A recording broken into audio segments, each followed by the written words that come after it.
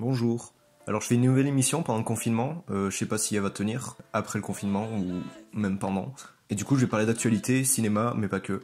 J'ai abordé l'actualité qui a eu lieu la semaine passée. Là je m'enregistre le 31 octobre, du coup je vais faire l'actualité du 24 au 31. Bienvenue dans Ciné Chronique. Le 24 octobre, les ventes d'armes ont battu des records aux États-Unis avec la pandémie de Covid-19. Là où c'est historique chez les Afro-Américains et les femmes, ça c'est parmi ceux qui en achètent pour la première fois. Du coup, ça en approche de l'élection qui aura lieu le 3 novembre 2020. Pour les résultats, Mark Wahlberg a dévoilé une photo de son look en Sully dans le film Uncharted, un jour après que Tom Holland ait dévoilé celui de Nathan Drake. Le tournage a donc bien commencé, alors que Tom Holland est arrivé à Atlanta pour le tournage de Spider-Man 3. Michael B. Jordan va réaliser Creed 3, après avoir interprété Adonis Creed dans les deux premiers opus. Il boucle donc la boucle, vu que Rocky 2 était réalisé par Sylvester Stallone, donc c'était la première réalisation, et là pareil, c'est la première réalisation de Michael B. Jordan. Le premier opus était réalisé par Ryan Coogler, à qui on doit Black Panther, et qui coproduit en ce moment Space Jam 2, dont il a coécrit le scénario aussi, et Creed 2 qui était réalisé par Steven Caple Jr., à qui on devait The Land en 2016. Le même jour, le premier trailer de Tom et Jerry le film a fuité. C'est Mathéo de la chaîne du Geek qui l'a filmé. Elle a été diffusée dans un cinéma parisien et est devenue très rapidement virale aux États-Unis. Déjà, Tom et Jerry ne sont pas en CGI, ils sont bien en animation traditionnelle. Et c'est super clean. Et l'histoire, ça devrait être Jerry qui fait chier dans un hôtel, tenu par Chloé Grace Moretz, et du coup elle engage Tom pour virer Jerry. Le même jour, Béatrice Dalle sur son Insta a dévoilé une photo de tournage du prochain film de Claude Lelouch qui sort en octobre 2021 normalement. Elle a direct supprimé sa publication, mais on y voyait Harry Habitant, Kevin Spacey et Sandrine Bonner, qui seront également dans le film avec Kev Adams et Gérard Darmon. Oui, Kevin Spacey et Kev Adams vont jouer dans le même film. Le 23 octobre est sorti le film Borat 2 qui a fait couler beaucoup d'encre. Personnellement j'ai beaucoup aimé le film, il est aussi drôle que le premier. C'est un immense épisode de South Park, c'est une grosse blague, genre le mec il s'est confiné avec des républicains qui pensent que les démocrates sont plus dangereux que le virus. Et surtout il a fait polémique parce que dedans on y voit Rudy Giuliani, l'ancien maire de New York et l'actuel avocat de Donald Trump, en train de mettre sa main dans son pantalon une fois qu'il se retrouve seul avec la fille de Borat. Du coup ça donne l'impression qu'il va abuser sexuellement d'elle. Il a réagi en disant qu'il mettait juste sa chemise dans son pantalon. Donald Trump aussi a dit qu'il trouvait que Sacha Baron Cohen n'était pas drôle. Et là on se retrouve à 3 jours des élections avec l'avocat de Donald Trump qui a sûrement abusé sexuellement de plusieurs journalistes. Sinon à côté le Kazakhstan, qui avait beaucoup critiqué le premier film au moment de sa sortie en 2006, a vu son tourisme exploser, ce qui fait qu'ils ont utilisé une des catchphrases du film qui est Very Nice sur leur slogan de communication touristique. Le même jour était sorti Voyage vers la Lune, la nouvelle réalisation de Glen Keane, qui était un ancien animateur de chez Disney. Il a travaillé sur La Petite Sirène, Tarzan, il animait le personnage de Tarzan, genre la scène où il surfe sur les branches, c'est lui. Il était sur Réponse aussi. Et du coup voilà, là c'est sa nouvelle réalisation, parce que c'est pas sa première, qui est sortie sur Netflix. Et c'est super sympa, les chansons sont mignonnes, on reconnaît son style. Après j'ai l'impression d'avoir vu ça 1000 fois, mais voilà, il y a une ref à Lady Gaga et à Ken Jeong, du coup je suis content. Le 26 octobre, le journal Cineverse a décidé de boycotter Disney en refusant de communiquer toutes les news concernant Disney en vue de la crise sanitaire qui fait que les salles de cinéma sont fermées, et Disney a annoncé une nouvelle stratégie qui est de tout sortir en streaming. Déjà ils ont sorti Mulan en streaming, ils sortent le prochain Pixar, Soul de Pete Docter en streaming, le mec qui a fait quand même Vice Versa et Monstres et compagnie. Du coup tout le monde est dégoûté parce que ça devient dangereux pour le cinéma. Il y a plusieurs producteurs actuellement qui se battent pour récupérer les droits de diffusion de No Time to Die, le prochain James Bond, et qui aimeraient du coup le mettre sur leur plateforme, genre que ce soit Netflix, Hulu, etc. Sauf que le producteur a refusé forcément. Il a dit que le film n'était pas à vendre et il tient à le sortir en salle. L'affiche de Manque, le prochain David Fincher, a été dévoilée. Les premiers avis sont sortis le 30 octobre et sont dithyrambiques, ils disent tous que c'est un film excellent, mais en même temps, voilà, David Fincher a pas sorti de film depuis 6 ans, c'est un excellent réalisateur, tout le monde le sait. Il a pas sorti de film depuis Gone Girl, vu qu'il faisait entre-temps Mindhunter et House of Cards, les séries télé, et préparait en même temps le remake d'Utopia qui a été annulé. Le film sort donc le 4 décembre 2020 et sera un biopic du scénariste de Citizen Kane avec Gary Oldman, dans le style d'un film d'Orson Welles. Du coup, ça peut être qu'énorme. Je pense que ce sera un de mes films préférés de l'année, je sais pas. Mais pour l'instant, c'est ma plus grosse attente depuis que les cinémas sont fermés.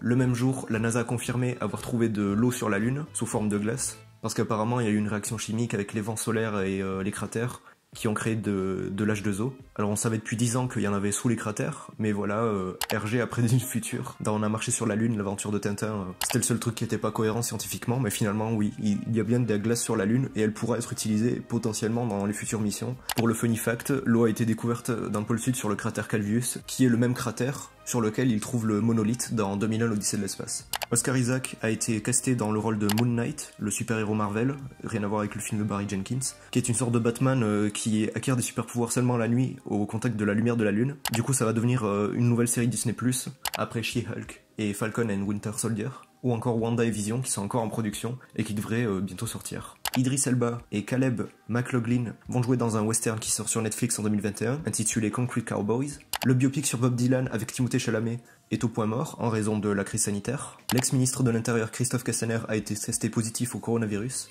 Le 30 octobre est sortie une nouvelle série sur Amazon Prime avec Nick Frost et Simon Pegg, le duo fétiche d'Edgar Wright, qui s'appelle Truth Seekers. Adam Sandler va travailler avec le réalisateur de la série Tchernobyl sur HBO, Johan Renck, pour un film dans l'espace qui va s'appeler Spaceman of Bohemia sur Netflix. En réponse aux caricatures de Charlie Hebdo concernant le prophète Mahomet, la Turquie a fait une caricature de Macron en Satan, sauf que ça n'a pas eu le résultat escompté puisque c'est devenu un mème sur internet.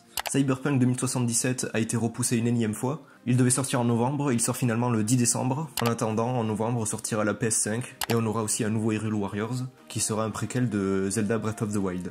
Netflix a annoncé plusieurs séries adaptées de jeux vidéo en ce moment. Déjà on aura la saison 2 de The Witcher, mais on va aussi avoir une série The Last of Us, Assassin's Creed, Fallout, ils vont continuer l'anime Castlevania, on va avoir une série Halo, on va avoir une série Final Fantasy, et on va avoir 2 séries Resident Evil, une animée et une en live action. Netflix a annoncé le 27 octobre un spin-off de JoJo's Bizarre Adventure, Deathspark Kishiberoan, qui sortira en 2021. George Clooney a aussi annoncé le même jour The Midnight Sky, un film qu'il va réaliser et interpréter, qui se passe dans l'espace avec Felicity Jones. On a eu l'affiche et le trailer, et il sortira le 23 décembre 2020. Le même jour est sorti au cinéma ADN, le nouveau film de Mai Wen, après Police et Mon Roi. Ici elle va jouer aux côtés de Louis Garrel. Garçon chiffon, la première réalisation de Nicolas Maury, avec Nathalie Baye et un caméo d'Elizabeth Huppert. Sous les étoiles de Paris, un drame avec Catherine Fro qui joue une SDF essayant d'aider un enfant à retrouver sa mère. Une vie secrète, un film sur la guerre d'Espagne. The Craft, remake du film de 96, sur des sorcières, mais avec un thème beaucoup plus féministe cette fois. Du coup le soir j'ai vu Garçon chiffon qui était moyen. J'ai pas eu le temps de voir ADN, parce que le soir on a eu les annonces de Macron selon quoi on était reconfiné, à partir du 30 octobre, et les cinémas ont fermé le 29, ce qui fait que ces films ont eu le temps de sortir seulement une journée, et ont été annulés direct. La dernière fois encore ils avaient quelques jours, quand c'était Radioactive de Marjane Satrapi, qui a eu le temps de rester 4 jours à l'affiche, ça va. Ils reviendront au déconfinement, on a déjà des affiches assez amusantes qui se sont faites, comme Adieu les confinés ou Miss You, en attendant le déconfinement. Le 28 octobre est décédé Alain Ray, le célèbre linguiste et figure du dictionnaire Le Robert, que les gens connaissent surtout parce qu'il avait fait une apparition dans une vidéo de Squeezie avec Big Flo et Oli. Il avait aussi été caricaturé par Riyad Satouf. Après les Looney Tunes par HBO Max et les Animaniacs sur Hulu, ou encore Snoopy et les Peanuts sur Apple TV, les Teeny Toons vont aussi avoir droit à un remake, toujours produit par Steven Spielberg. Là il y a tous les vieux cartoons des années 80-90 qui sont en train de revenir, ils vont faire un film Tic et Tac, il va y avoir un film Les Razmoquettes aussi, les Tom et Jerry comme j'ai dit, Space Jam 2, dont ils ont fait fuiter le synopsis dernièrement, et ça sera LeBron James qui va se balader avec les Looney Tunes dans tous les films de Warner Bros, ce qui explique les images de tournage qu'on a vues avec Pennywise, le Joker ou encore The Mask, mais du coup ils vont aussi se balader dans l'univers d'Harry Potter apparemment. Et voilà, du coup tous les cartoons sont en train de revenir, on avait eu DuckTales aussi qui a repris là en septembre, la saison 3, la bande à Picsou. Du coup on retrouvera ce remake de Teeny Toons sur HBO Max, tout comme celui qu'on a eu en mai pour les Looney Tunes. Et on va aussi avoir une nouvelle série de Genndy Tartakovsky, à qui on devait le laboratoire de Dexter, le Super Nana, qui avait aussi réalisé Hôtel Transylvanie et la série Clone Wars, celle en dessin animé, pas celle en image de synthèse. Et là on va avoir une nouvelle série qui s'appelle Unicorn Warriors Eternal, sachant que l'année dernière était sortie une série qui s'appelait Primal, sur la préhistoire, qu'il avait faite aussi. Le tournage de la série Why the Last Man a commencé. C'est une série adaptée d'un comics dont j'entends des news depuis des années. Quand je l'ai entendu, c'était sur Fanzone. C'était encore présenté par Mathilde, donc je crois que c'était il y a 6 ans, je sais pas. Mais voilà, du coup l'histoire c'est un comics sur le dernier homme dans un monde où il y a que des femmes. Parce qu'en gros le chromosome Y a disparu. Et voilà, c'est le dernier homme qui reste et on va suivre ce personnage. Le trailer de Ziggy Stardust, le biopic sur David Bowie, est sorti. Sauf que, je sais pas, ça a l'air nul à chier, on dirait un nouveau Bohemian Rhapsody, sauf que y a pas les chansons de David Bowie, parce que Duncan Jones, le fils de David Bowie, a refusé de donner les droits, ce qui fait qu'on se retrouve avec un film comme le biopic qu'on a eu avec Jimi Hendrix, où on se concentrait que sur sa vie, quand il faisait des covers, Sans chanson de David Bowie, ouais, ça fait bizarre quand même. Et l'acteur lui ressemble pas trop, c'est un peu nul. J'aurais préféré Tilda Swinton. Donc voilà, j'appréhende. Le gouvernement a annoncé que les plateformes de streaming comme Netflix, Amazon Prime ou Disney+ devront verser 20 à 25% de leur chiffre d'affaires dans des productions françaises ou européennes. Le trailer pour le nouveau film Halloween qui sortira en 2021 a été dévoilé par Blumhouse le 29 octobre. Le trailer de Songbird, la nouvelle production de Michael Bay, a été dévoilé avec Demi Moore. C'est un film qui se passe en 2024 où le Covid a muté et le monde en est à sa 4e année de confinement. Le 30 octobre a été dévoilé le trailer de la saison 4 de The Crown, qui se concentrera sur Margaret Thatcher.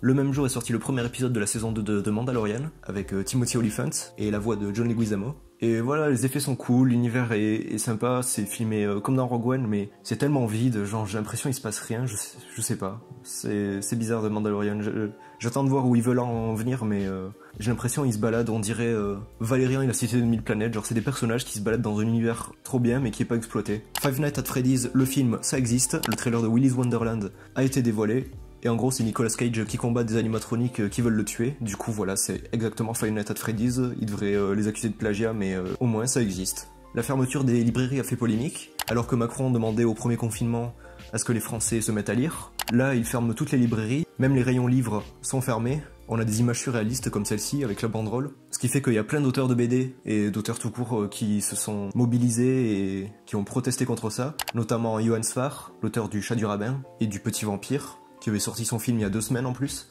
Riyad Satouf, l'auteur de L'Arabe du futur et des Cahiers d'Esther, ou encore Jules, l'auteur de Silex and the City, qui a carrément démissionné de l'année de la BD, organisée par le ministère de la Culture, qui est donc prolongée jusqu'au 30 juin 2021 en raison de toutes ces annulations d'auteurs de BD.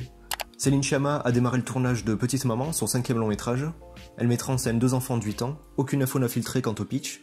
À ses côtés, elle pourra compter sur la chef-op Claire Maton, césarisée pour Portrait de la jeune fille en feu, son dernier long métrage. Andrew Stanton, co-réalisateur de plusieurs films de Pixar comme Mille et une pattes, Le monde de Nemo, Wall-E, ou encore Le monde de Dory, revient au cinéma après 4 ans d'absence, puisqu'il bossait sur des séries télé comme Stranger Things, dont il a réalisé les épisodes 5 et 6 de la saison 2, Légion, dont il a réalisé l'épisode 1 de la saison 3, vu qu'il y a de l'animation, ou Tales from the Loop, dont il a réalisé l'épisode 4 de la saison 1, et qui est une putain de série, vraiment regardez ça. Et donc là il revient avec un film qui s'appelle Revolver, dans lequel la fille d'Ethan Hawke, Maya Hawke, va jouer une espèce de hippie qui veut perdre sa virginité avec George Harrison en 1966, et Ethan Hawke va jouer son père. Du coup voilà, on aura la fille et le père dans un film de Andrew Stanton. Jeff Bridges est actuellement en train de combattre un cancer, l'acteur de The Big Lebowski ou encore Tron est au plus mal, on le soutient. La marque Lotus a changé le nom de ses gâteaux, les Speculoos, et maintenant ils vont appeler ça des Biscoff, contraction de biscuit et coffee. PlayStation a dévoilé des images du costume de Miles Morales, celui de Into the Spider-Verse, dans le prochain jeu Spider-Man Miles Morales, celui qui sortira sur PS5, la suite du jeu Spider-Man d'Insomniac, sorti sur PS4. Et du coup c'est trop cool parce que c'est vraiment la même shape que le film. Le même jour est sorti le film de Morsay, La Vengeance 2, suite de son film La Vengeance, sorti en 2012. Et voilà, j'ai l'impression qu'il assume encore plus de faire un nanar, c'est vraiment trop drôle, enfin c'est de la merde, c'est toujours aussi mal monté, c'est incroyable. Et il a à peine sorti le 2, il annonce déjà un 3, sachant que il a dû mettre longtemps à le faire parce que dans le film on voit une affiche de Papa ou Maman 2 qui est sortie en décembre 2016, ça veut dire que La Vengeance 2 a été tournée il y a 4 ans. Le 31 octobre, l'acteur Sean Connery est décédé, il aura été le premier James Bond au cinéma, succédant à Barry Nelson qui avait joué dans le téléfilm Casino Royale. Il aura été aussi le père d'Indiana Jones, Henry Jones Sr. Le légendaire acteur écossais s'est éteint. C'est tout pour cette semaine. Je sais pas si c'était bien parce que j'ai pas l'habitude de faire ça, c'est la première fois que je le fais. Du coup dites-moi si ça vous a plu. Bisous et à la semaine prochaine pour de nouvelles news.